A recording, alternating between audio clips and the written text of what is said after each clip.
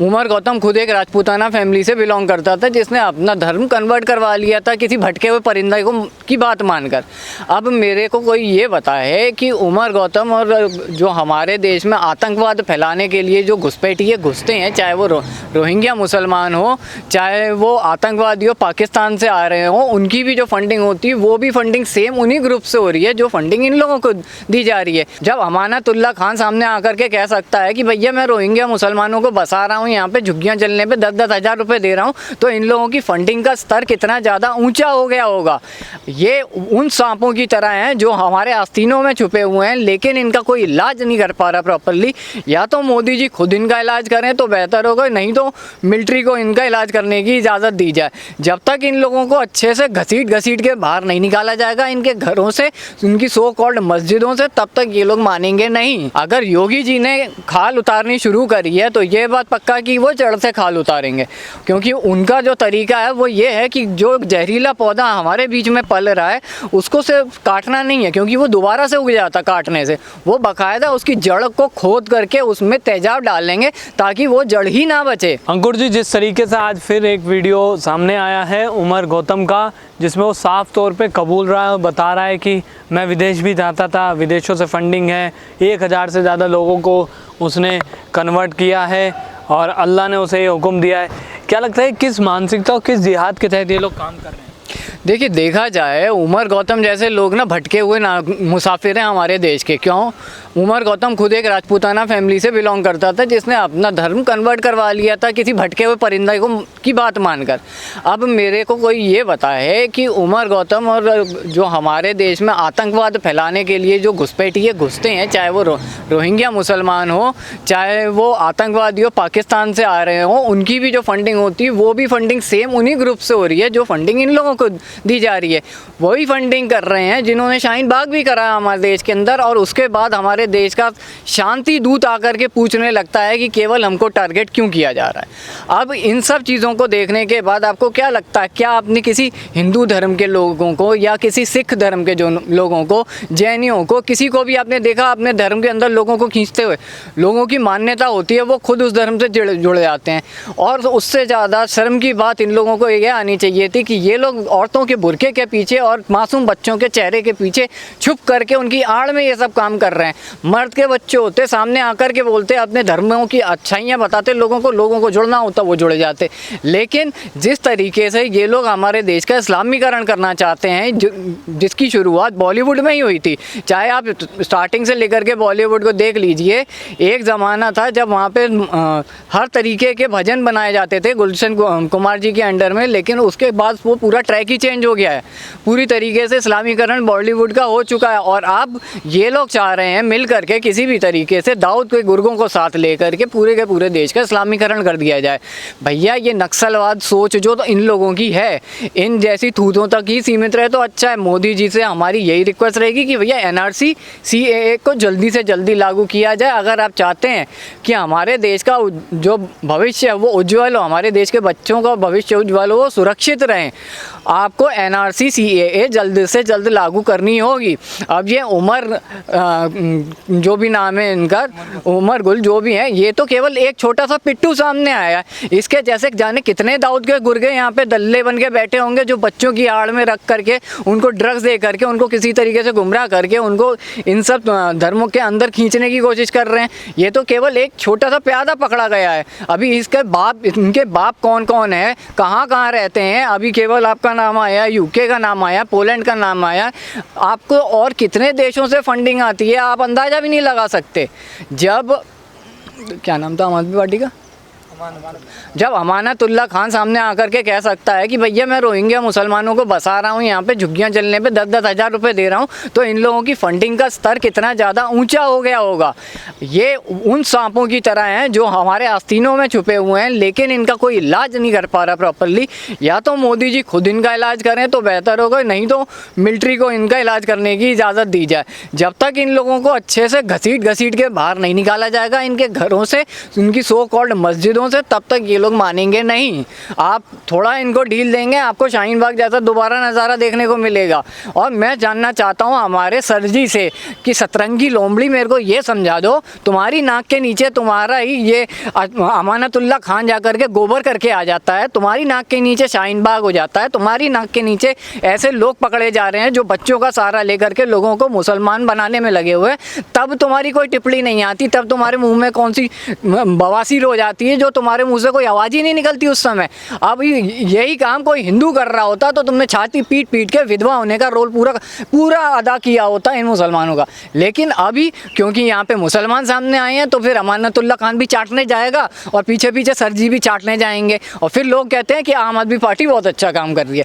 आम आदमी पार्टी से बदल करके इसका नाम केवल मुसलमानी पार्टी कर देना चाहिए, क्योंकि इनको तो केवल फतेह और फतवे में ही मज़ा आता है, इनको हिंदुओं की आस्था का कोई लेना देना नहीं है। वहाँ पे ममता बनर्जी हो बंगाल में, चाहे हमारी दिल्ली के अंदर सीएम केजरीवाल हो, इन दोनों को हिंदुओं की आस्था से कोई लेना देना नहीं है। हम लेकिन अब योगी जी इनका क्या इलाज करेंगे? योगी जी ने इन पर कहा है कि रासुका लगाई जाएगी, लेकिन इन पर शिकंजा कैसे कसे और ज़्यादा? देखिए, योगी जी से ज़्यादा बेहतर इस समय सीएम अभी तक हमारे सामने नहीं आया है। अगर योगी जी ने खाल उतारनी शुरू करी है तो ये बात पक्का कि वो जड़ से खाल उतारेंगे, क्योंकि उनका जो तरीका है वो ये है कि जो जहरीला पौधा हमारे बीच में पल रहा है उसको सिर्फ काटना नहीं है, क्योंकि वो दोबारा से उग जाता काटने से, वो बाकायदा उसकी जड़ को खोद करके उसमें तेजाब डालेंगे ताकि वो जड़ ही ना बचे। अगर ये एक पिट्ठू पकड़ में आया है तो इस पिट्ठू के कॉन्टेक्ट किधर किधर रहे होंगे वो हर एक चीज़ का पता योगी जी अपने तरीके से लगवाएंगे। और कोई बड़ी बात नहीं है, जब वहाँ पे दुबे की गाड़ी पलट सकती है तो फिर ये कौन सा हमारे योगी जी के सगे रिश्तेदार लग रहे हैं जो इनको फूल माला चढ़ाएंगे। हो सकता है इनके ऊपर और ज़्यादा सख्त कार्रवाई की जाए। रासुका तो एक छोटी सी शुरुआत है, अगर रासुका के आगे कोई चीज़ दिखेगी या और दमदार चीज़ दिखेगी तो हो सकता बड़ी बात नहीं है इन लोगों को खींच तान करके 302 तक भी लेकर के जाएं, क्योंकि एक तरीके से हमारे देश के साथ ये गद्दारी की जा रही है। एक तरफ ये लोग कहते हैं कि भाईचारे में रहो, हिंदू मुस्लिम सिख ईसाई सब एक है, और दूसरी तरफ ऐसी गंदगी कि तुम लोगों का धर्म परिवर्तन करवा रहे हो, कभी चाकू के जोर पे, कभी धोखे से, कभी बच्चों के जोर पे, कभी औरतों के जोर पे तुम शाहीन बाग करवा रहे हो। शाहीन बाग में भी तुम लोगों ने यही गंदगी मचा के रखी थी, 500 रुपये में वहाँ पे औरतें आके बैठ रही थी। अगर इन लोगों का मकसद केवल हमारे देश को बदनाम करना है, हमारे देश की एकता को भंग करना है, तो इनके ऊपर सख्त से सख्त कार्रवाई भी होनी चाहिए और इनको उठा करके ऐसा एक एग्जाम्पल सेट करना चाहिए कि हमारे देश की एकता के अगेंस्ट में जो जाएगा, चाहे वो हिंदू हो, मुसलमान हो, सिख हो, ईसाई हो, मैं तो चारों धर्मों के कहूँगा, कोई भी धर्म का बंदा हो, इन एक बार एग्जाम्पल सेट कर दीजिए कि हमारे देश के अगेंस्ट में आप गए, देश के साथ गद्दारी करी और उसकी सज़ा सीधे केवल एक ही है, वो भी भैया बीच चौराहे पे टांग दिया जाए लोगों को। अच्छा, इस पूरे मामले में उमर गौतम का और ये पूरा जो 1000 लोगों को धर्म परिवर्तन हुआ है, इस पूरे मामले में जाकिर नाइक के साथ फंडिंग के कनेक्शन बताए जा रहे हैं। जाकिर नाइक वो है इंसान जो ऑलरेडी भारत से भगोड़ा है, ईडी उस पर जांच कर रही है। क्या कहना चाहेंगे कि जाकिर नाइक से अगर कनेक्शन निकलते हैं तो ये कितना बड़ा नेक्सस है? जी देखिए, मेरे को कोई बहुत बड़ी हैरानी नहीं होगी, क्योंकि जाकिर नाइक वो दुम कटा कुत्ता है जो भौंकना तो जानता है लेकिन उसके करने की दम में कुछ भी नहीं है।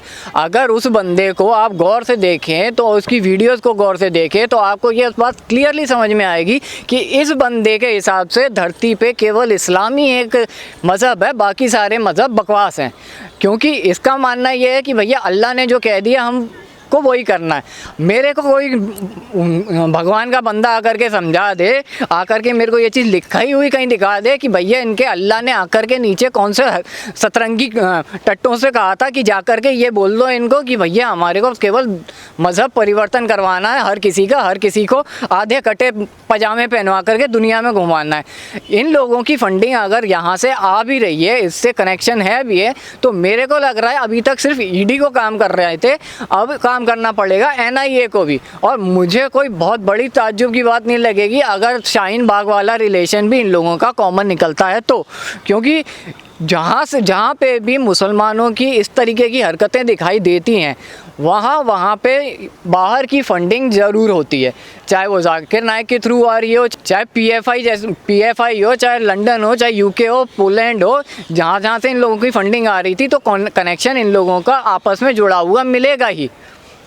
अच्छा, जिस तरीके से ये काम कर रहे हैं, ये किस तरीके का जिहाद है? इस जिहाद को साइलेंट जिहाद कहा जा रहा है। क्या लगता है कि ये एक साइलेंट जिहाद है जो ये देश में फैला रहे हैं कन्वर्जन के माध्यम?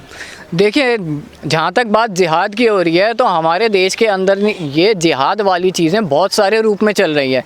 लव जिहाद हो गया, प्रॉपर्टी जिहाद हो गया, ठीक है, अब ये साइलेंट जिहाद हो गया। उसके अलावा भी इन लोगों ने कई जगहों पे अपने अपने लेवल पे जिहाद फैला रखे हैं। जैसे कई मुसलमानी एरियाज़ में लोग हिंदुओं से सामान नहीं खरीदते हैं, वो केवल अपने ही बिरादरी के लोगों से ख़रीदते हैं। तो इन लोगों का पार्टीशन करने का जो जिहाद चला आ रहा है वो बहुत समय से चला आ रहा है, वो आज भी चल रहा है। बस अंतर इतना था, पहले हम लोग एकता के चक्कर में मरे जाते थे तो हमको दिखाई नहीं देता था। अब हमको कम से कम क्लियरली दिखाई देने लगा है। इस वजह से ये हमको पता चल रहा है कि ये साइलेंट जिहाद चल रहा था। ये एक्चुअल में साइलेंट जिहाद भी नहीं था, ये जिहाद था बच्चों का जिहाद। उन बच्चों का जो जिनके अंदर कोई स्पेशल प्रॉब्लम रह जाती है, जैसे कि स्पेशल चाइल्ड कहा जाता है, कोई अंधा रह गया, कोई बहरा रह गया, कोई लूला लंगड़ा रह गया, उनको ये लोग सिंपैथाइज करके अपने शिकंजे में कसते हैं। उसके बाद उन्हीं को इस्तेमाल करके लोगों को धर्म परिवर्तन करने के लिए कहते हैं। अब आप सोचिए 1000 बच्चों ने कितने लोगों के साथ, कितने लोगों तक ये इन्फॉर्मेशन पहुंचाई होगी और कितने लोगों ने मजबूरी में आकर के या संवेदना में आकर के उनकी बात मान ली होगी और धर्म परिवर्तन करवाया होगा। इन लोगों का ये नेक्सस सिर्फ और सिर्फ दिल्ली यूपी तक सीमित नहीं है, ये नेक्सस इन लोगों का ऑल ओवर इंडिया फैला हुआ है। अगर इतनी बड़ी बड़ी फंडिंग आ रही है कि अमानतुल्लाह खान जाकर के रोहिंग्याओं को 10-10 हज़ार रुपये दे रहा है एक एक रोहिंग्या, तो आप खुद समझ लीजिए कि इतनी फंडिंग आ कहाँ से रही है।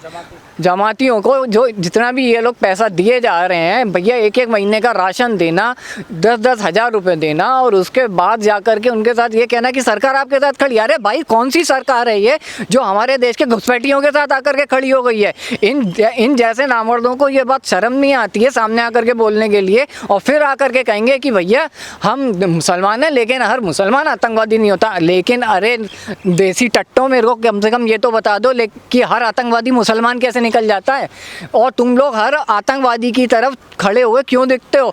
चाहे पीछे जितने भी हमारे यहाँ पे आतंकवादी पकड़े गए, हर किसी के लिए, यहाँ तक कि कसाब की फांसी रुकवाने तक के लिए इन लोगों ने अपनी पिछाड़ियाँ घिस दी थी सुप्रीम कोर्ट में जा जाके।